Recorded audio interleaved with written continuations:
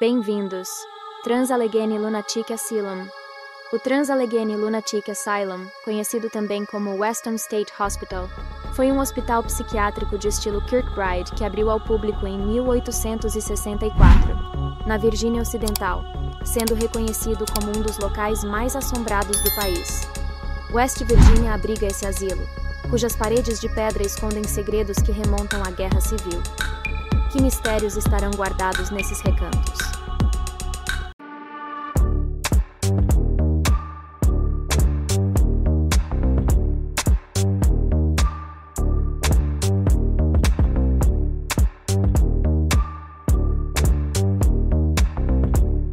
Originalmente chamado Weston State Hospital em sua construção em 1800, a edificação do Trans-Allegheny Lunatic Asylum teve seus trabalhos interrompidos em 1858, quando soldados da União requisitaram o terreno durante a Guerra Civil.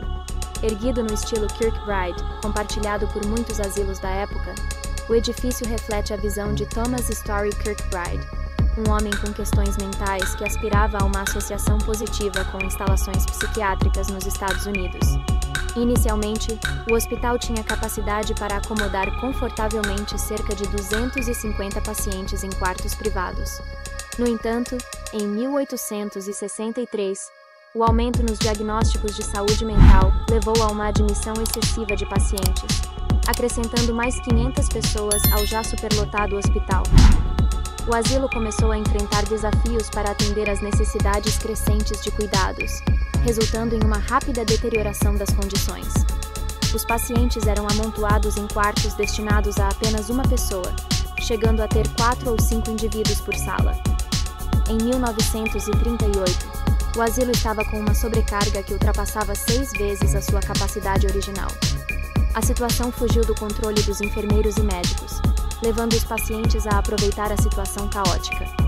Os suprimentos de comida escasseavam, forçando o hospital a utilizar corredores como quartos improvisados. A superlotação do asilo não era apenas devido ao espaço insuficiente. Muitos pacientes sofriam de problemas de saúde mental genuínos, mas outros eram internados por razões médicas diversas, como asma, tuberculose e até mesmo raiva. De maneira curiosa, outros eram admitidos por questões como insubordinação conjugal, indigestão e descontentamento político. Ao refletir sobre isso, torna-se evidente que a maioria das pessoas, em algum momento de suas vidas, poderia ter sido candidata à internação, seja por conflitos conjugais, desconfortos estomacais ou descontentamento com o panorama político mundial. No auge da década de 1950, o hospital abrigava um impressionante número de 2.600 pacientes, uma quantidade que excedia em muito a capacidade destinada a apenas 250 pessoas. Essa superlotação maciça resultou em conflitos constantes e um sentimento generalizado de apatia que permeava os corredores. Os pacientes eram compelidos a dormir no chão e em quartos gelados, desprovidos de móveis ou aquecimento. O aspecto do asilo começava a sugerir abandono, mesmo antes de ser oficialmente desativado.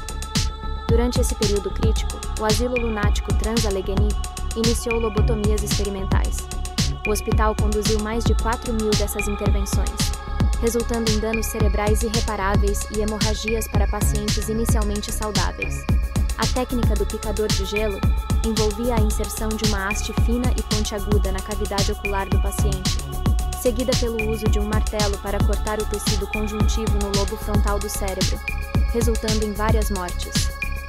As lobotomias frequentemente deixavam os pacientes sem personalidade ou afeto, pois suas conexões neurais eram interrompidas. Outras práticas, como o uso da clorpromazina, Thorazine, para manter os pacientes em estado catatônico e terapias de choque, incluindo a eletroconvulsoterapia, foram empregadas pela equipe do asilo, alterando a vida dos pacientes de maneiras terríveis. De acordo com o site oficial do Trans-Allegheny Lunatic Asylum, aproximadamente 8 espíritos residem, ou não residem, no asilo. Na sala dos fundos, localizada nos recônditos de uma ala, um trágico evento ocorreu quando um paciente foi brutalmente assassinado por outras 2 pessoas. Após uma tentativa frustrada de enforcamento, os agressores decidiram colocar a cabeça da vítima sob a estrutura da cama, pulando sobre ela até que a estrutura tocasse o chão. Este incidente terrível é associado à presença de pontos frios e gritos silenciosos, atribuídos a Dean, o homem cuja vida foi ceifada nesse quarto. As células de isolamento eram utilizadas quando os funcionários consideravam os pacientes incontroláveis. A decisão ficava a critério de uma equipe já irritada e sobrecarregada. O isolamento era uma experiência terrível, levando os pacientes a tentarem qualquer meio para escapar. Uma história notável destaca um ex-boxeador, cujos ferimentos na cabeça durante sua carreira o deixaram violento e desprovido de emoções. Ele empreendeu a derrubada da porta de metal que o isolava, arrancando-a das dobradiças e deixando marcas visíveis no aço. Após abrir a porta, entregou-a a uma enfermeira e retornou tranquilamente ao quarto. As salas de isolamento mais frequentemente usadas parecem estar carregadas com energias violentas, onde visitantes relatam empurrões, arranhões e vozes desencarnadas suplicando para serem libertadas. Entre os muitos fantasmas conhecidos pelos funcionários do asilo, destaca-se Lily, um espírito infantil brincalhão e amigável que supostamente passou toda a sua vida no hospital. Durante o funcionamento do asilo, as mulheres grávidas frequentemente davam à luz no local, mantendo os bebês com elas durante toda a estadia. Lily é reconhecida por seu riso contagioso e pelo interesse em brincar com funcionários e visitantes que atraem sua atenção. Ela permanece como uma presença ativa na comunidade do asilo até os dias atuais. Outras experiências incluem avistamentos de sombras escuras, objetos movendo-se inexplicavelmente, vozes e gritos incorpóreos, batidas nas paredes, vidros quebrados, entre outros fenômenos inexplicáveis. O Trans-Allegheny Lunatic Asylum hoje serve como um ponto turístico histórico e assombrado. A mistura de narrativas aterrorizantes com a sinistra aparência das estruturas cria os contrastes pelos quais o asilo é conhecido.